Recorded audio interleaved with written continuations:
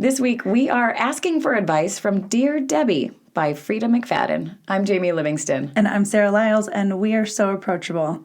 All right, so it's our anniversary. It is 1 full year of So Approachable.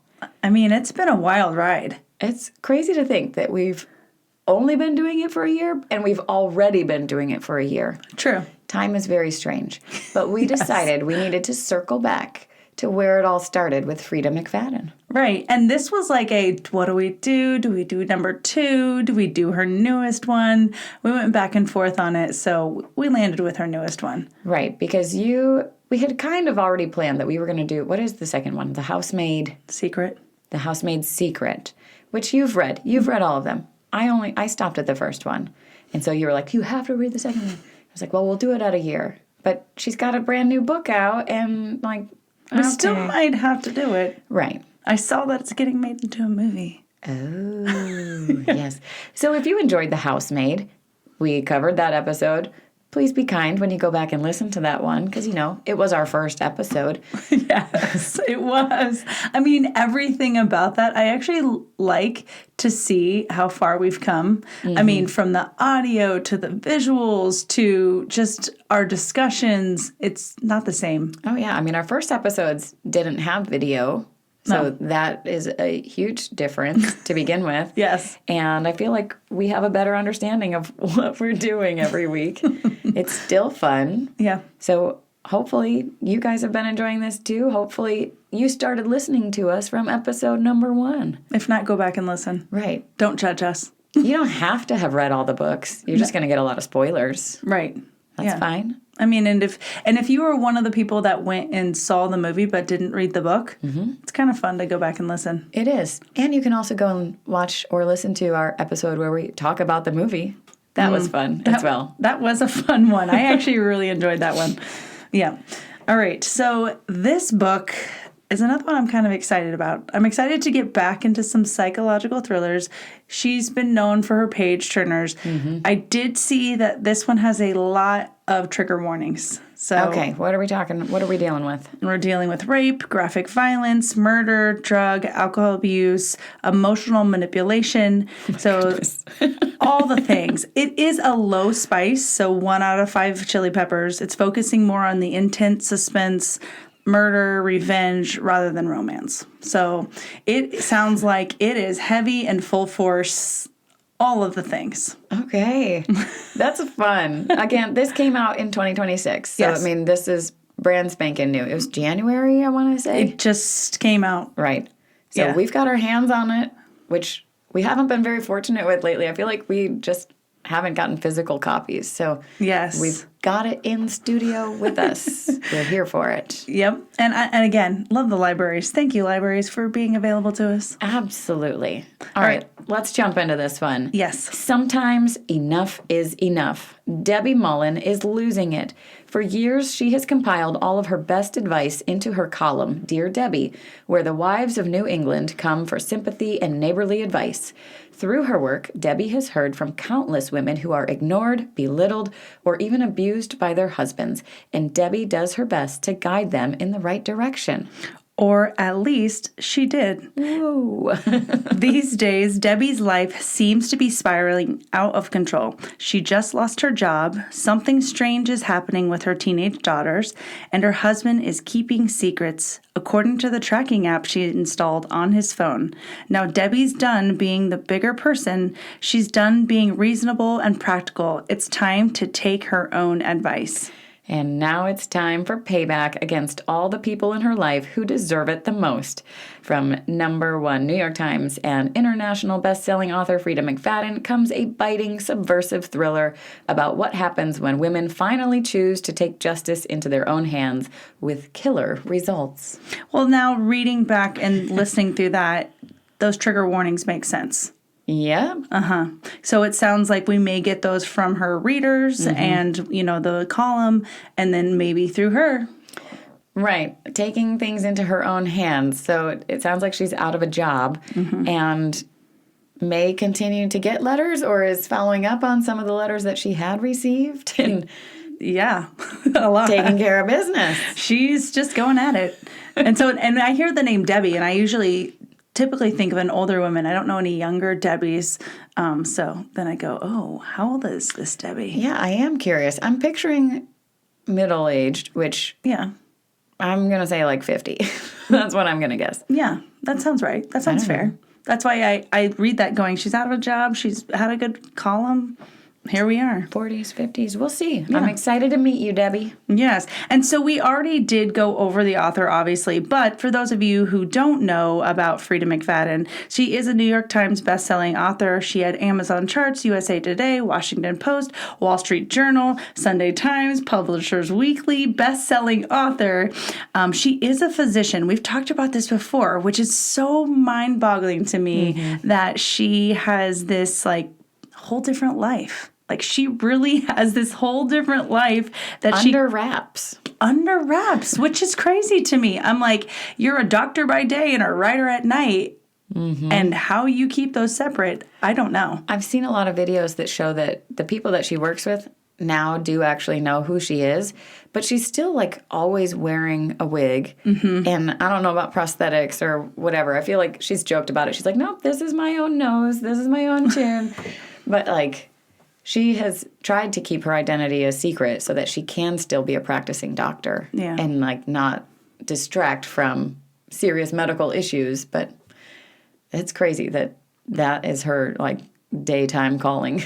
I mean, can you imagine waking up and being like, oh, Freida McFadden, that's my... Is that my doctor? Is that my doctor? Oh, yeah. You're a good doctor. You're not writing and doing this thing. Right? Yeah. I can see why she wanted to keep those worlds separate. Oh, absolutely. Right, because she's a brain doctor. Right. Like head trauma, that kind of stuff. Yep.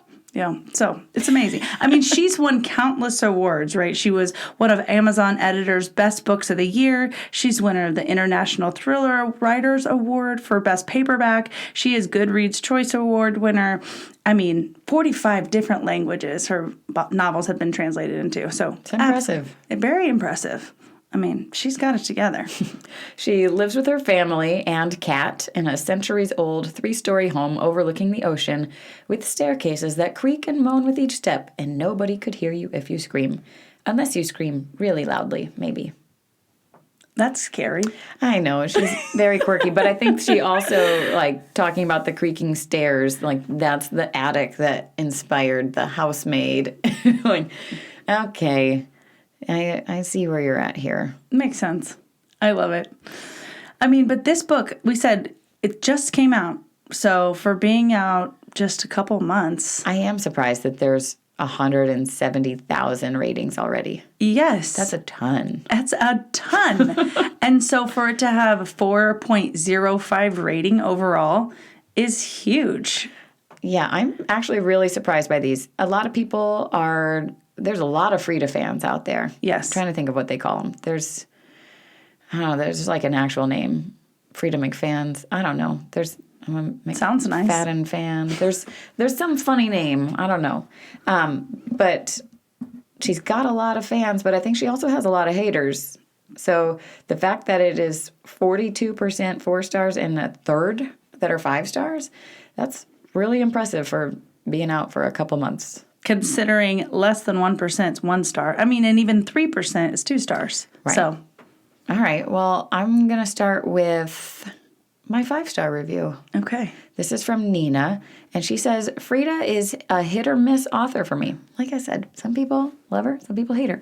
She says, she has finally blown me away. Debbie was smart and devious, but her motivation made sense, so I found myself following her slightly off-kilter moral compass. As ever, the pace was fast, there was a twist that I actually found interesting, and justice was served. Good. See, I like people that don't just say, I'm a Freida fan, I love her so much, just she hit another one out of the park. She's saying, I love some, I hate some. Right. But I love this one. All right, so I had a 4-star. This is from Kate. Kate says, as a longtime McFadden reader, I've had a bit of a love-hate relationship with her thrillers, but this one really worked for me. It's wildly entertaining, delightfully unhinged, and driven by an unreliable main character I probably shouldn't have been rooting for, yet absolutely was. The dark humor hits just right, and I loved seeing McFadden step away from her usual formulas to try something a bit different with the storytelling. It's out there in the best ways, messy, bold, unapologetically chaotic, while still weaving in some surprisingly real and relevant issues. Overall, this isn't a take it seriously thriller, but it is a ridiculously fun ride that kept me entertained from start to finish. This is reminding me of Too Old for This. Oh, yes. And just like the references to being unhinged and a character like just that keeps going and pushing things a little too far. Well, and like we said, like thinking of what the book blurb says, it already kind of tells us like she's lived a life. She's a little bit older, middle-aged, 40s, 50s. So yeah, someone that's got it together. So I got a 3-star review. So not glowing, but also not awful. And this one is really what sells me on it, which is just funny because it's only a 3-star review. But it says, all right, Debbie is the most unhinged female main character I've read so far. And I kept thinking to myself, she couldn't do any worse things than that, right? And it just kept getting worse. Which 100% takes me back to Lottie from Too Old for This. Yes. Unhinged just keeps getting worse and worse and Yes. worse. I literally just had a friend text me like, I finally took you up on that recommendation, and I don't, like, I'm laughing, but I don't think I'm supposed to be laughing. I don't know if I'm supposed to root for her. Oh my gosh, she's going to church. Like, I don't know what to do with this character. I was like, you're welcome. Go read that book. Highly recommend. I mean, again, go back to that episode and listen to it because it's a fun one. Even our TLDR, like reading through that, it's a good one. Right, that one is granny fiction. She's 70, so that is unhinged, serial killer, good times. Please, go look at that episode. If you haven't read that book, go. Run. Don't wait. All right. You have a bad review? I do. Caitlin has a 1-star, and this is pretty simple. It says, officially breaking up with Freida after this one. Yikes. Yikes. Oh, that's so sad. But again, Freida isn't for everyone. There is a specific style. Yes.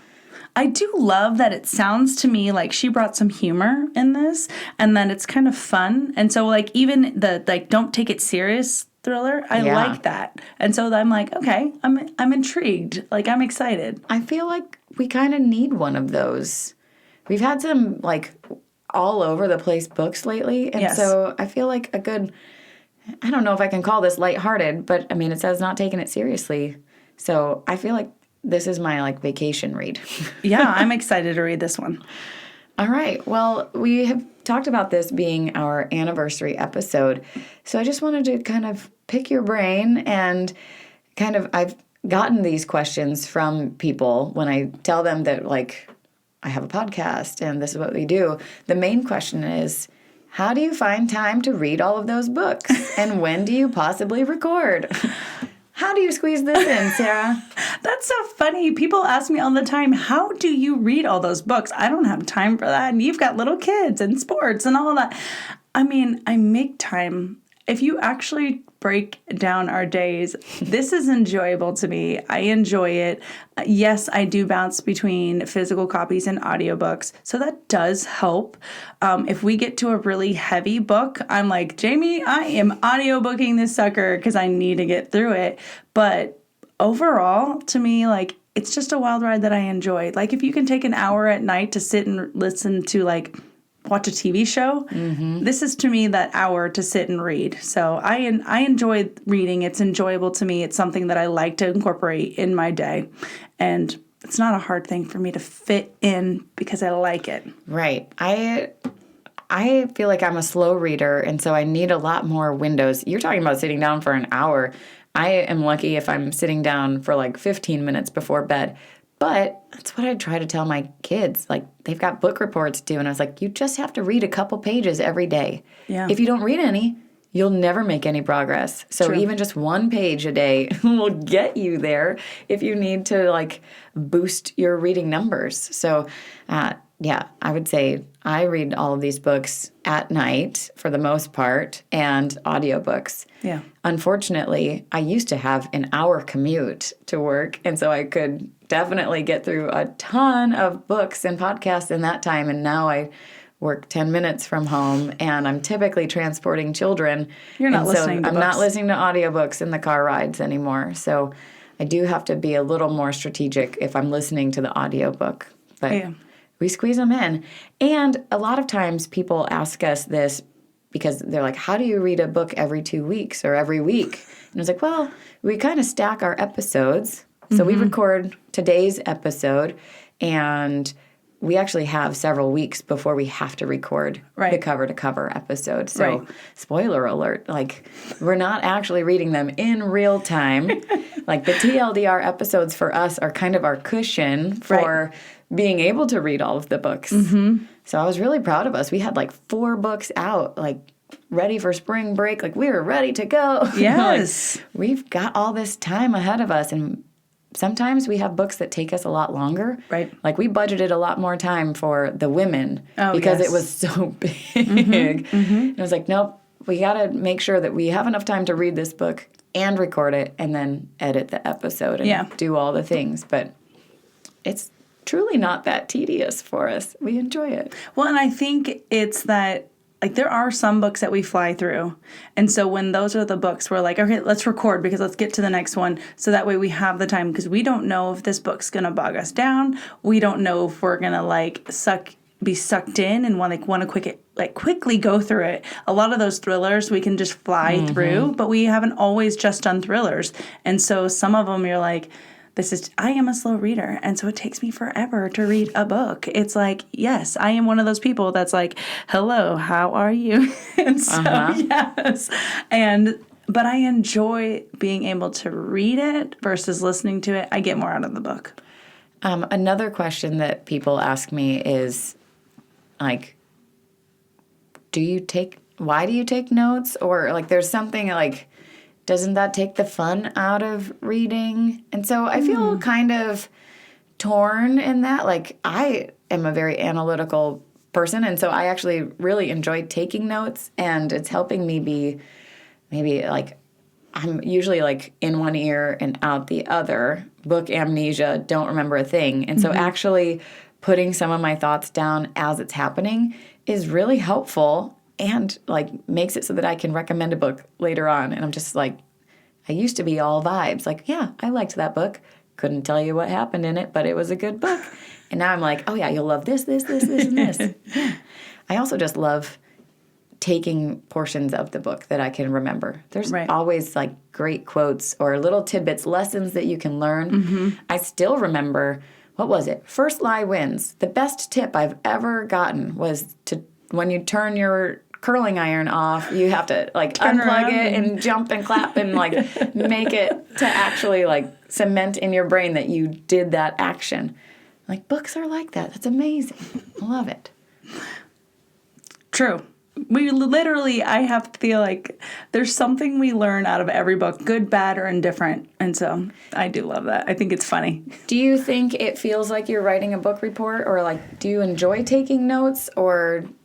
Because you've read several books recently where you're like, this was just for fun.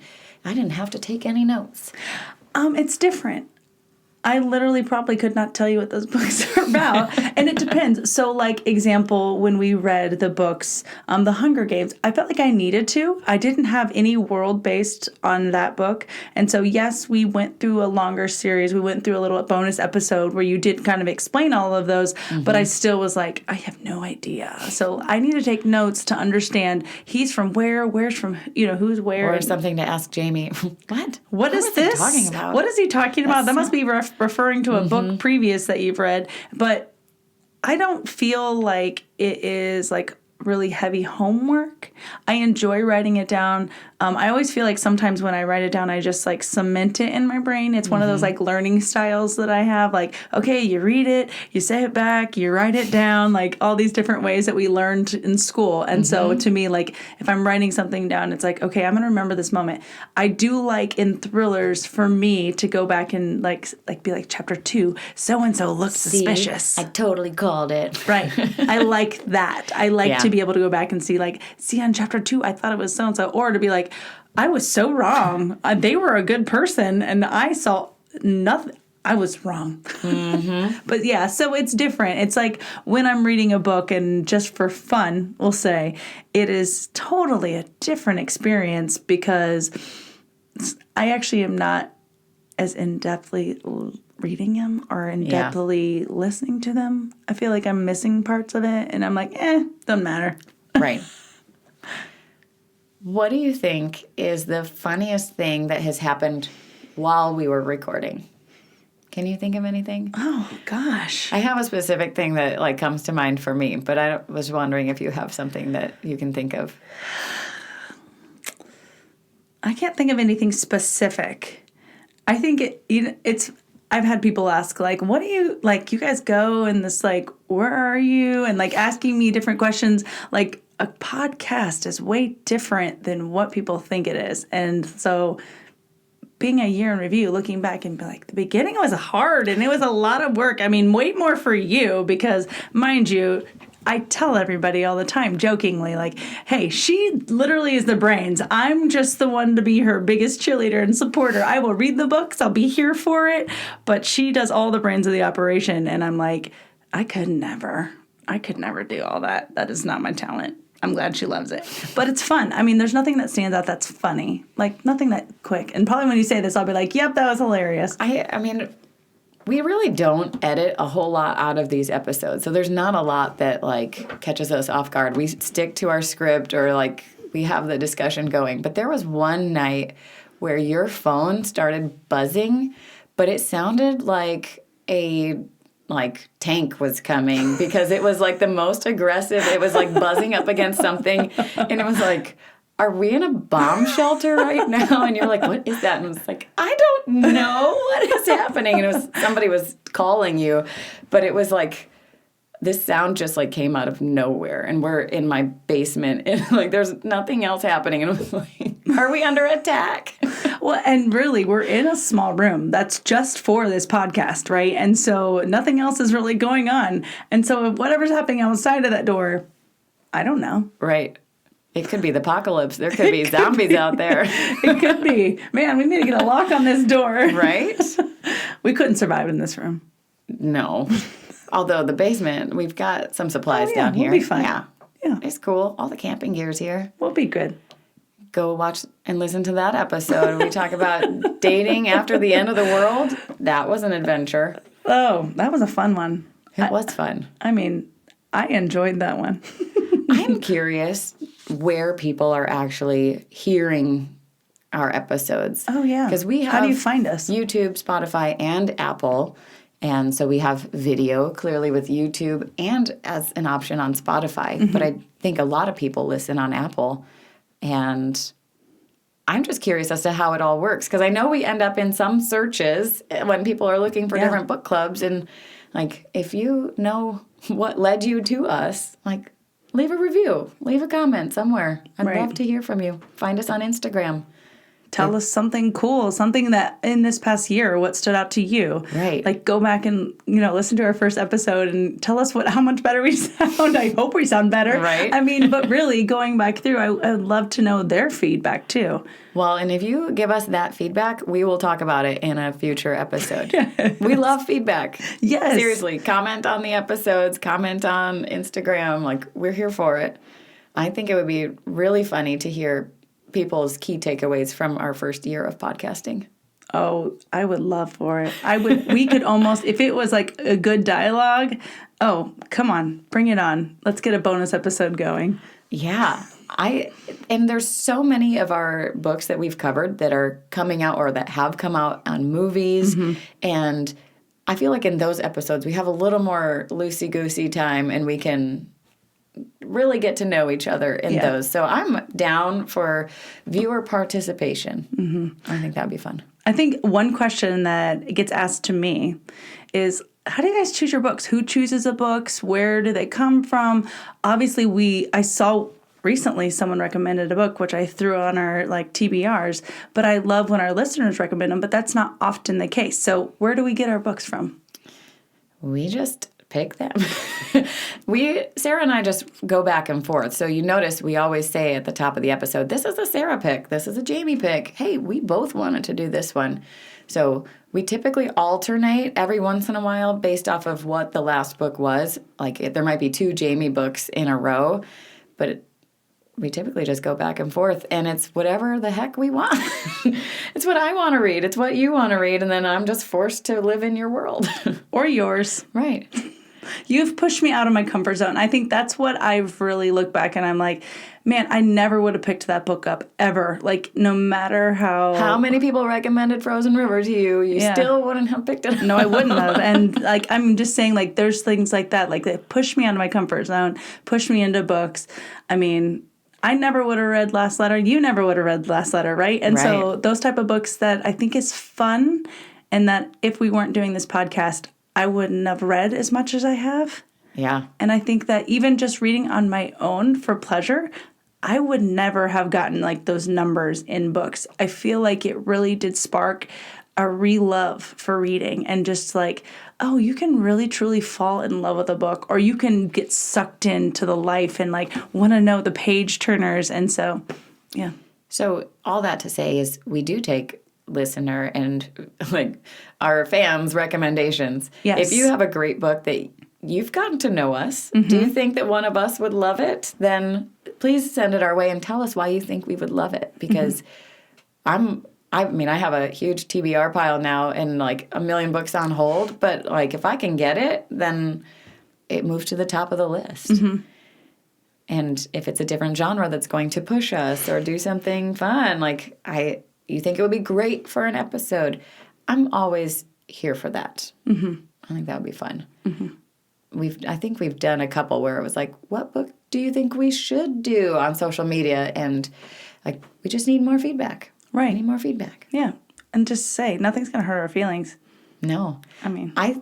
We actually, you talked about how do you read so many books, and we have so many books that we want to read that we're already forecast out months. Yes. And it's well, dang, now I want to read this book, but I have to wait 3 months for us to actually read this one. So it's almost well, shoot, maybe we need to do twice a week. Maybe we do this. Just to be able to read the books. Right. I've got a lot that I want to read. I've got a stack of library books at home that I'm well, I'm going to get a fine there or two. When are we actually going to get to these? Or am I just going to read it for fun, or are we going to do it for an episode? And so I think that's where you're just I'm just going to read a bunch of these because we're never going to get to this on the podcast. And if we do, I'll revisit it. Well, and I think I also enjoy that because I also go, that's not worth it. We're not going to like that one. Right. That was good for what it was, but I don't need to talk about it for 45 minutes. People don't want to hear about that one. Yeah. Yeah. So it's been really fun, and I'm glad that you took me up on this as a quasi friend and was all right, well, if you like books, we're doing this. I mean, really, like you said, it's crazy to think that it's already been a year, but it's only been a year. And so I'm cheers to a year. Right. Yeah. It's been a wild ride, but it's been fun. And I think the thing about this is it's never work, and so I don't feel like it's a stressor. So to me, it's still enjoyable, it's still fun, and as long as we can continue that and keep it it's almost it's just a hobby, but a fun hobby. Right. Mm-hmm. I love it. I love it for that reason. This is my forced friendship. I forced myself upon you, and I get to read books and be happy. Yeah. All right. Until then, keep reading. Keep ranting. And remember, you're so approachable. Okay, the episode is over. If you enjoyed it, could you give us a thumbs up or leave a review? It goes a long way toward helping us grow and meet new people like you. Subscribe to get notified when the next episode drops. You can follow us on Instagram and Facebook to see what we're reading next, recommend new books, and join the conversation. We're so excited to have you on board.